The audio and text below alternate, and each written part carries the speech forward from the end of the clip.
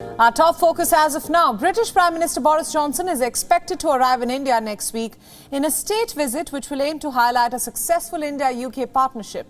The visit, which is yet to be formally announced by Downing Street, follows the successful completion of 4 out of 26 chapters in the ongoing India-UK free trade agreement negotiations.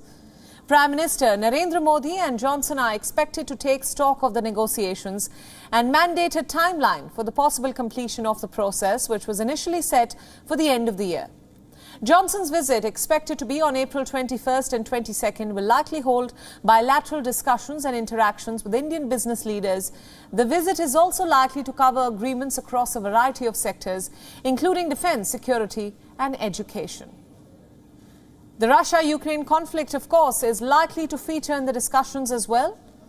But other regional matters like the situation in Afghanistan and the UK's Indo-Pacific tilt will also be high on the agenda. Officials say that discussions over India's stance on the Russia-Ukraine conflict have remained cordial and respectful of New Delhi's hopes of a peaceful resolution. Prime Minister Modi and Johnson last met in person on the sidelines of the COP26 climate summit in Glasgow in November last year. Their talks then were focused on India's UK climate partnership and a review of the 2030 roadmap that the two countries had signed during a virtual summit back in May of 2021.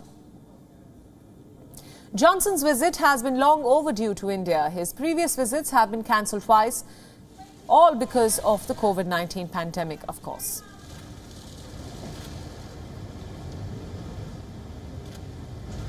Now, for more updates on this story, our principal diplomatic correspondent Siddhant Sibbal is now joining us live from New Delhi.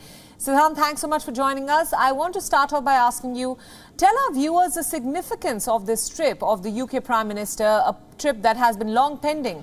The ongoing India-UK free trade agreement negotiations are the focus, of course, as we understand.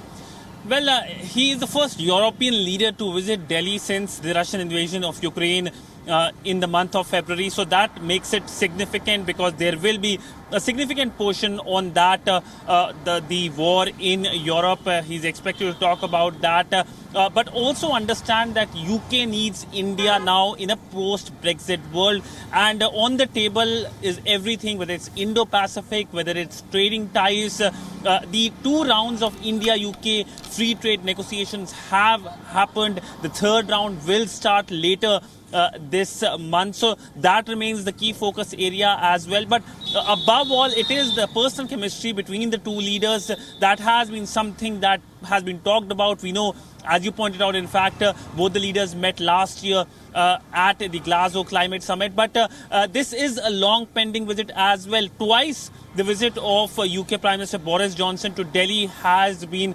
cancelled, postponed. He was the chief guest, invited to be the chief guest at India's Republic Day parade in January. It could not happen because of the COVID crisis in UK. Then, of course, in April last year, exactly 1 year ago this month, he was to come to India, but that could not happen because Delhi and, of course, the country was witnessing the second wave of deadly COVID pandemic. And then, of course, we saw the virtual summit in which a roadmap was given. But the focus remained on trade because UK is keen to find a partner with shared values and, of course, to have good trading relationships. So India fits the bill.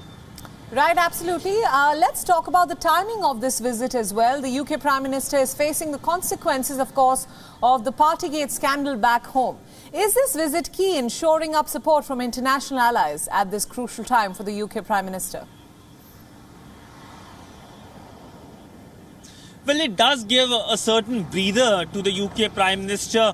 And of course, he has been engaging with world leaders. But back home, when he goes, he has to show that his India visit was full of outcomes. There were outcomes in terms of relationship between UK and India. Of course, the people-to-people relationship forms the pillar of this relationship. There's a huge Indian diaspora in UK. That is the living bridge between the two countries. The finance minister is a person of course, Indian origin. And lot of ministers, in fact, Preeti Patel, another minister in his cabinet who is Indian origin minister. So this is something that is celebrated, but largely it's a breather, and he has to show that there are outcomes in terms of his visit to India. We have seen off and on the UK Parliament has been raising issues which have been centre of controversy, something that the UK government has been strongly defending, saying that India-UK relationship is much more important than issues raised by MPs in the Parliament. But if you look at going in future, how the relationship goes, it is UK's Indo-Pacific tilt that will help give more further steam to the relationship. Right, absolutely. Our principal diplomatic correspondent, Siddhant Sibbal, thanks so much for all those updates, and thanks for joining us on WION World is One.